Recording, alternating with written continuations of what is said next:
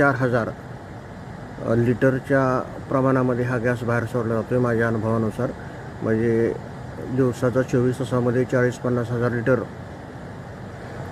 40-50 हजार लिटर पाणी हे हवेमध्ये प्रदूषित पाणी उडवलं जातं आहे. हे पाहतोय आपण. हा सिक्वेन्स सायंटिफिक लिमिटेडचे बॉयलर आहे. इथं हे बॉयलरची चिमणी आहे, उंच दिसते ती.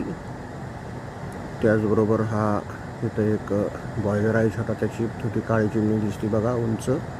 आणि ह्याच्या बाजूला हा मिनी प्लांट आणि ह्यातून हा प्रदूषित गॅस बाहेर सोडला जातोय पहा.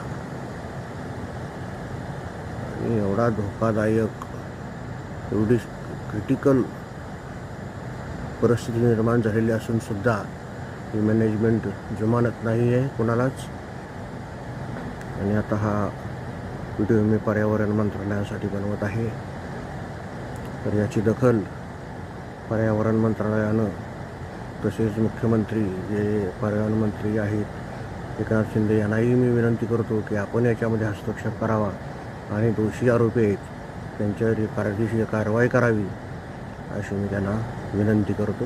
हा प्रत्यक्ष पुरावा आहे आणि हा पुरावा हा माझ्या मते सफिशियंट आहे कायदेशीर कारवाई करण्यासाठी.